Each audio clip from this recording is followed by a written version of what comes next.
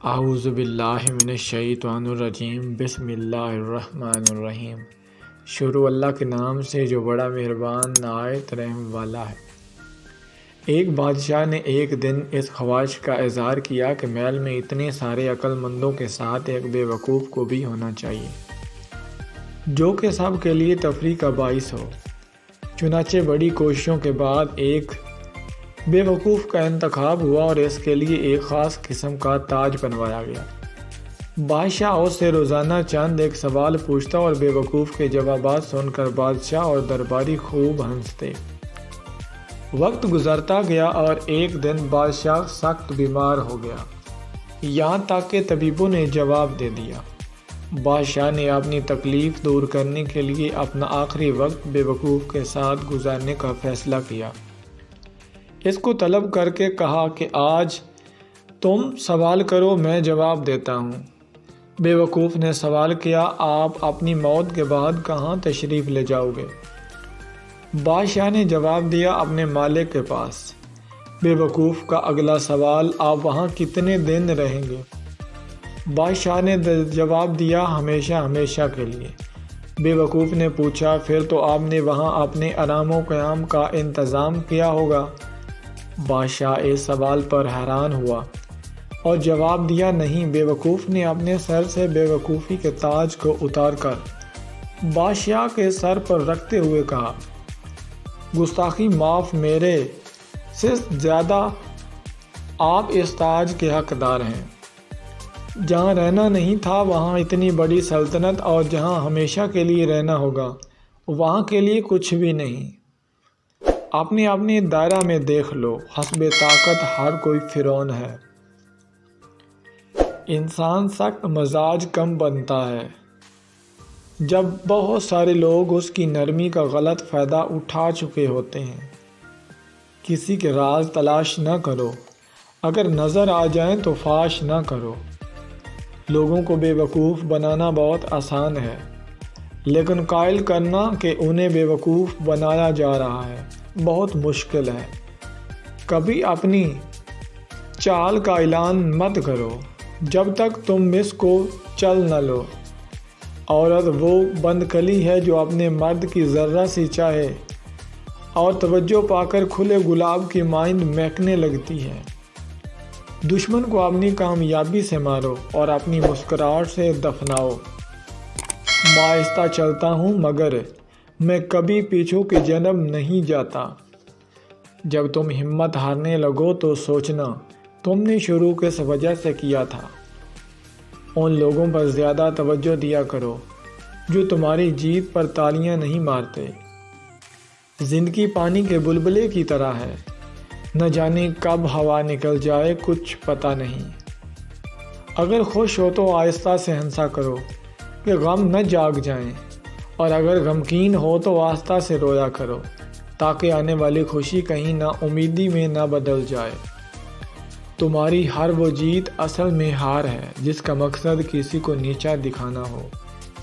3 چیزیں احتیاط سے اٹھانا چاہیے۔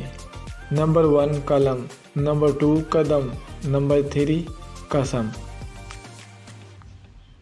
خوش ہونا ہے تو تعریف سنیے اور بہتر ہونا ہے تو تنقید سنیے۔ لفظوں کے بھی ذائقے ہوتے ہیں، بولنے سے پہلے چکھ لیا کرو۔ کپڑے انسان کے بدن کو ڈھانپتے ہیں اور گفتگو انسان کی شخصیت کو۔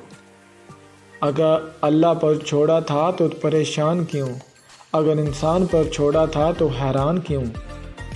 جو عبادات، اخلاق اور کردار پر اثر انداز نہ ہو سکیں وہ مشکل کے سوا کچھ نہیں۔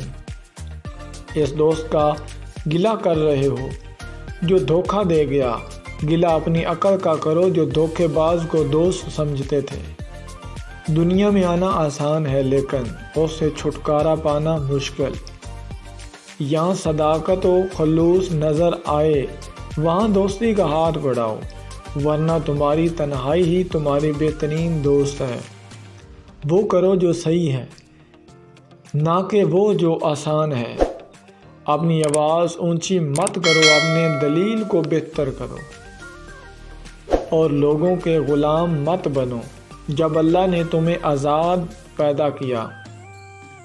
جو آدمی ارادہ کر لیتا ہے اس کے لیے کچھ بھی ناممکن نہیں۔ سائل کو خالی نہ لوٹاؤ، کیونکہ یہ اللہ کا تم پر کرم ہے کہ اپنی مخلوق کو تمہارے دروازے پر بھیجتا ہے۔ دنیا کے سبھی لوگ خوبصورت ہیں، بدصورتی ہمارے رویوں اور سوچ میں ہے۔ اچھی گفتگو کرنا اچھے خون کی پہچان ہے۔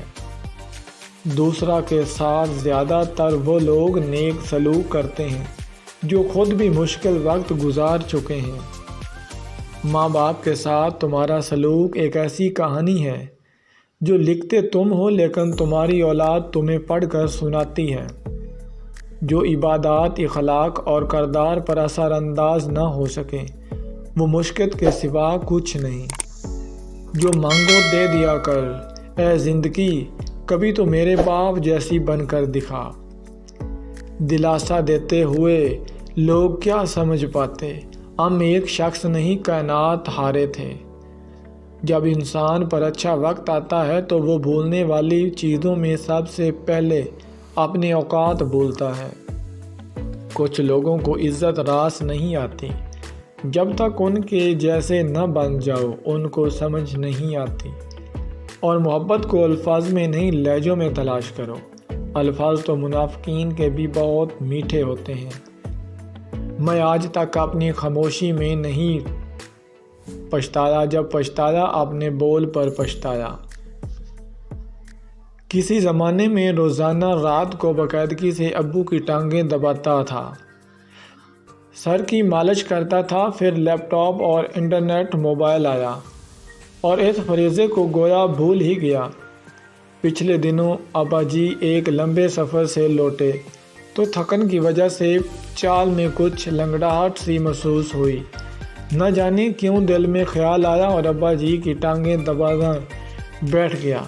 ابا جی نے بس ایک سوال پوچھا، موبائل تو ٹھیک ہے؟ یہ چند لفظوں کا ایک سوال نہیں، ہزاروں لفظوں پہ بھاری ایک نوحہ۔ کچھ لوگ بڑے حساس ہوتے ہیں، انہیں سب نظر آتا ہے لیکن وہ کچھ نہیں کہتے۔